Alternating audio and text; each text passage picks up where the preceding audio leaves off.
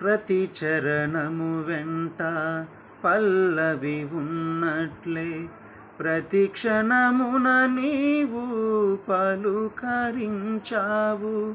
ప్రతి చరణము వెంట పల్లవి ఉన్నట్లే ప్రతి క్షణమున నీవు పలుకరించావు.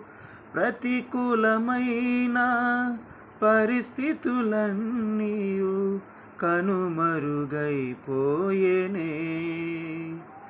ప్రతికూలమైన పరిస్థితులన్నీయు కనుమరుగైపోయేనే.